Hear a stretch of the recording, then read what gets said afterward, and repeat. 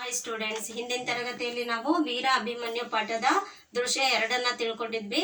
ಹಾಗಾದ್ರೆ ದೃಶ್ಯ 3 ಏನಾಗುತ್ತೆ ಅನ್ನೋದನ್ನ ಇವತ್ತಿನ ತರಗತಿಯಲ್ಲಿ ತಿಳ್ಕೊಳ್ಳೋಣ. ಮೊದಲಿಗೆ ಪಾಠವನ್ನ ಓದ್ತೀನಿ. ದೃಶ್ಯ 3. ಅಭಿಮನ್ಯು ಸೂರ್ಯನಂತೆ ಪ್ರಕಾಶಿಸುತ್ತಾ ರಥವನ್ನೇರಿ ಯುದ್ಧ ಭೂಮಿಗೆ ಪ್ರವೇಶ ಮಾಡುತ್ತಾನೆ. ಅಭಿಮನ್ಯು: ಸಾರಥಿಯನ್ನು ಕುರಿತು ಸುಮಿತ್ರಾ, ಆದಷ್ಟು ಬೇಗ ನನ್ನನ್ನು ದ್ರೋಣಾಚಾರ್ಯರು ರಚಿಸಿರುವ ಚಕ್ರವ್ಯೂಹದ ಕಡೆ ಕರೆದುಕೊಂಡು ಹೋಗು. ಭೀಮನೊಂದಿಗೆ ಪಾಂಡವರ ಸೈನ್ಯವು ಅಭಿಮನ್ಯುವನ್ನು ನೆರಳಿನಂತೆ ಹಿಂಬಾಲಿಸಿ ಬರುತ್ತದೆ. ಅಭಿಮನ್ಯು: ಬನ್ನಿರಿ ಬನ್ನಿರಿ, ಒಬ್ಬೊಬ್ಬರಾಗಿ ಬನ್ನಿ. ನಿಮ್ಮನ್ನೆಲ್ಲ ತರಗೆಲೆಗಳಂತೆ ತೂರಿ ಯಮಪುರಕ್ಕೆ ಕಳಿಸುತ್ತೇನೆ. ದ್ರೋಣ, ಕರ್ಣ ಹಾಗೂ ಇತರ ಕೌರವ ಸೇನೆ ಸೇರಿ ಅಭಿಮನ್ಯುವಿನ ವೀರಾವೇಶ ನೋಡಿ ಆತನನ್ನು ಮುಗಿಸಲು ತಂತ್ರ ಹೂಡುವರು. ವೀರಾವೇಶದಿಂದ ಹೋರಾಡುತ್ತಿರುವಾಗ ಕೌರವರು ಹಿಂದಿನಿಂದ ಬಂದು ಅಭಿಮನ್ಯುವಿನ ಕೈಗಳನ್ನು ಕತ್ತರಿಸುವರು. ಅಭಿಮನ್ಯು: ರಣಹೇಡಿಗಳೇ, ತಾಯಿಯ ಹಾಲುಂಡ ಯಾವುದೇ ಕ್ಷತ್ರಿಯ ಈ ಕೆಲಸ ಮಾಡಲಾರ. ವೀರಾವೇಶದಿಂದ ಎದುರಿಸಿ ಹೋರಾಡಿ ಸತ್ತು ಸ್ವರ್ಗ ಸೇರುವುದನ್ನು ಬಿಟ್ಟು ನರಕದ ದಾರಿ ಹಿಡಿಯುತ್ತೀರಾ? ನಿಮಗೆ ಧಿಕ್ಕಾರವಿರಲಿ. ದುರ್ಯೋಧನ: ಸೈಂಧವ ರಾಜ, ಬಿಡಬೇಡ, ಹೊಡೆ. ಕರ್ಣ, ಜಯದ್ರಥ, ನೀವೆಲ್ಲರೂ ಅವನ ಮೇಲೆ ಒಟ್ಟಾಗಿ ಬೀಳಿರಿ. ಅಭಿಮನ್ಯು ರಥದ ಚಕ್ರವನ್ನು ಕೈಯಲ್ಲಿ ತಿರುಗಿಸಿ ವೀರಾವೇಶದಿಂದ ಹೋರಾಡಿ ವೀರಮರಣ ಹೊಂದುವನು. ನೋಡಿ, ಈಗ ಮೊದಲನೇ ದೃಶ್ಯದಲ್ಲಿ ಅವ್ರ ದೊಡ್ಡಪ್ಪಂದಿರ ಆಶೀರ್ವಾದವನ್ನ ಪಡ್ಕೊಂಬಂದ ರಣರಂಗಕ್ಕೆ ಹೋಗ್ಲಿಕ್ಕೆ. ಎರಡನೇ ದೃಶ್ಯದಲ್ಲಿ ಅವನ ತಾಯಿಯ ಆಶೀರ್ವಾದವನ್ನ ಪಡ್ಕೊಂಬಂದ, ಹಾಗೆ ಅವನ ಪತ್ನಿಗೂ ಸಮಾಧಾನವಾದ ಮಾತುಗಳನ್ನು ಹೇಳಿ ಅವಳ ಒಪ್ಪಿಗೆಯನ್ನು ಪಡ್ಕೊಂಡು ಬರ್ತಾನೆ. ಮೂರನೇ ದೃಶ್ಯದಲ್ಲಿ ಅವನು ಯುದ್ಧ ರಂಗಕ್ಕೆ ಹೊರಡ್ತಾ ಇರೋದು. ಅವನು ಸೂರ್ಯನಂತೆ ಪ್ರಕಾಶಿಸ್ತಾ ರಥವನ್ನ ಏರ್ಬಿಟ್ಟು ಯುದ್ಧ ಭೂಮಿಗೆ ಪ್ರವೇಶ ಮಾಡ್ತಾನೆ. ಆಮೇಲೆ ಅವನ ಸಾರಥಿ ಅಂದ್ರೆ ರಥವನ್ನ ಓಡಿಸ್ತಾರಲ್ಲ ಅವರಿಗೆ ಅವನ ಹೆಸರು ಸುಮಿತ್ರಾ ಅಂತ ಹೇಳಿ, ನೀನು ಆದಷ್ಟು ಬೇಗ ನನ್ನನ್ನು ದ್ರೋಣಾಚಾರ್ಯರು ರಚಿಸಿರ್ತಕ್ಕಂತಹ ಆ ಚಕ್ರವ್ಯೂಹದ ಕಡೆಗೆ ನನ್ನನ್ನು ಕರ್ಕೊಂಡು ಹೋಗು ಅಂತ ಹೇಳಿ ಹೇಳ್ತಾನೆ. ಭೀಮಸೇನನೊಂದಿಗೆ ಉಳಿದಿರ್ತಕ್ಕಂತಹ ಪಾಂಡವ ಸೈನ್ಯ ಅಭಿಮನ್ಯುವನ್ನ ನೆರಳಿನಂತೆ ಹಿಂಬಾಲಿಸಿ ಬರುತ್ತದೆ. ಅಭಿಮನ್ಯು ಮುಂದೆ ಹೋಗ್ತಾ ಇರ್ತಾನಲ್ವ, ಅವನನ್ನ ಹಿಂಬಾಲಿಸ್ಕೊಂಡು ಭೀಮಸೇನ ಮತ್ತೆ ಅವರ ಪಾಂಡವರ ಸೈನ್ಯ ಅಭಿಮನ್ಯುವಿನ ಹಿಂದೆನೆ ಬರುತ್ತೆ. ಅಭಿಮನ್ಯು ಒಳಗೆ ಹೋಗ್ತಿದ್ದಾಗೆ ಇವ್ರಿರ್ತಾರಲ್ಲ ಕೌರವರ ಸೇನೆಗೆ ಹೇಳ್ತಾನೆ, ಬನ್ನಿರಿ, ಒಬ್ಬೊಬ್ಬರಾಗಿ ಬನ್ನಿ. ನೀವು ನಿಮ್ಮನ್ನೆಲ್ಲ ತೆರೆಗೆಲೆಗಳಂತೆ ತೂರಿ ಯಮಪುರಕ್ಕೆ ಕಳಿಸ್ತೀನಿ.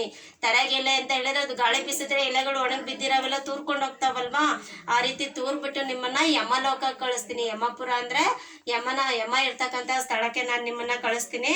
ಬರ್ರಿ, ಒಬ್ಬೊಬ್ಬರಾಗೆ ಬರ್ರಿ ಅಂತ ಹೇಳಿ ವೀರಾವೇಶದ ಮಾತನ್ನ ಆಡ್ತಾನೆ. ಆಗ ಅವ್ರ ವಿರುದ್ಧ ಸೇನೆಯಲ್ಲಿ ಇರ್ತಕ್ಕಂತಹ ಕೌರವರ ಸೇನೆಯಲ್ಲಿ ಇರ್ತಕ್ಕಂತಹ ದ್ರೋಣ, ಕರ್ಣ ಹಾಗೂ ಇತರ ಕೌರವ ಸೇನೆ ಸೇರಿ ಅಭಿಮನ್ಯುವಿನ ಈ ವೀರಾವೇಶವನ್ನ ನೋಡ್ಬಿಟ್ಟು ಆತನನ್ನ ಮುಗಿಸ್ಲಿಕ್ಕೆ ಒಂದು ತಂತ್ರ ಹೂಡ್ತಾರೆ, ಒಂದು ಕುತಂತ್ರ, ಮೋಸದ ತಂತ್ರವನ್ನ ಹೂಡ್ತಾರೆ. ವೀರಾವೇಶದಿಂದ ಹೋರಾಡ್ತಾ ಇರುವಾಗ ಕೌರವರು ಹಿಂದಿನಿಂದ ಬಂದು ಅಭಿಮನ್ಯುವಿನ ಕೈಗಳನ್ನ ಕತ್ತರಿಸ್ತಾರೆ. ಅಂದ್ರೆ ಎಷ್ಟೇ ಜನ ಹೋದ್ರೂ ಕೂಡ ವೀರಾವೇಶದಿಂದ ಹೋರಾಡಿ ಗೆಲ್ತಾ ಇರ್ತಾನೆ ಇವನು, ಯಾರೋ ಅಭಿಮನ್ಯು ಅಂತ ಶೌರ್ಯ ಪರಾಕ್ರಮವನ್ನ ಪ್ರದರ್ಶಿಸ್ತಾ ಇರ್ತಾನೆ. ಆಗ ಕೌರವರಾಗಿರ್ತಕ್ಕಂಥ ದ್ರೋಣ, ಕರ್ಣ ಮತ್ತೆ ಇತರ ಕೌರವ ಸೇನೆ ಎಲ್ಲ ಸೇರ್ಕೊಂಡು ಒಂದು ಕುತಂತ್ರವನ್ನ ಹೂಡ್ತಾರೆ. ಅವನು ವೀರಾವೇಶದಿಂದ ಹೋರಾಡ್ತಾ ಇರುವಾಗ ಅವನ ಹಿಂದಿಂದ ಬಂದು ಅಭಿಮನ್ಯುವಿನ ಕೈಗಳನ್ನ ಕತ್ತರಿಸ್ತಾರೆ. ಯಾಕೆಂದ್ರೆ ಮುಂದಿಂದ ಹೋದ್ರೆ ಆ ಚಿಕ್ಕ ಬಾಲಕನನ್ನು ಸಹ ಅವ್ರಿಗೆ ಎದುರಿಸ್ಲಿಕ್ಕೆ ಆಗೋದಿಲ್ಲ.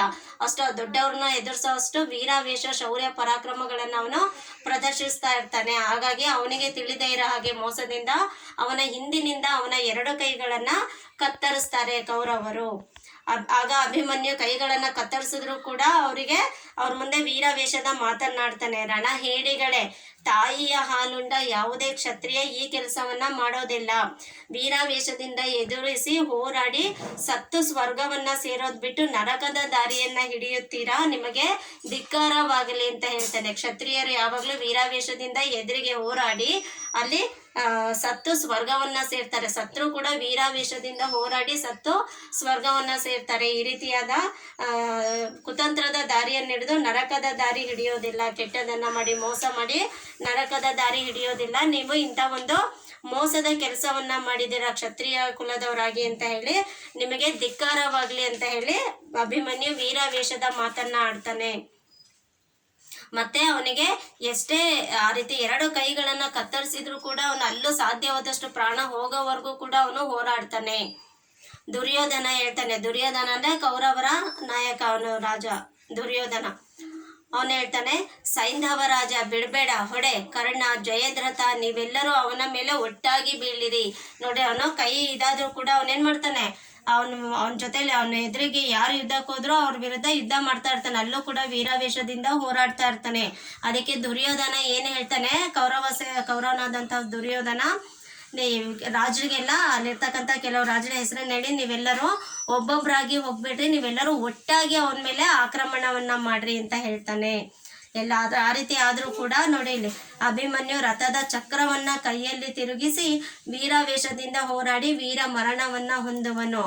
ಇಲ್ಲಿ ನಿಮಗೆ ಪಿಕ್ಚರ್ ಕೊಟ್ಟಿದ್ದಾರೆ ನೋಡಿ, ಒಂದು ಚಿತ್ರ ನಿಮ್ಮ ಟೆಕ್ಸ್ಟ್ ಬುಕ್ನಲ್ಲಿ. 2 ಕೈಗಳನ್ನ ಕತ್ತರಿಸಿದ್ದಾರೆ, ಆದರೂ ಕೂಡ ರಥದ ಚಕ್ರವನ್ನ ಹಿಡ್ಕೊಂಡು ಅದನ್ನ ತಿರುಗಿಸ್ತಾ ಆಗ್ಲೂ ಕೂಡ ವೀರಾವೇಶದಿಂದ ಹೋರಾಡ್ತಾನೆ. ಕೊನೆಗೆ ಹೀಗೆ ವೀರಾವೇಶದಿಂದ ಹೋರಾಡ್ತಾ ವೀರ ಮರಣವನ್ನ ಹೊಂದುತ್ತಾನೆ.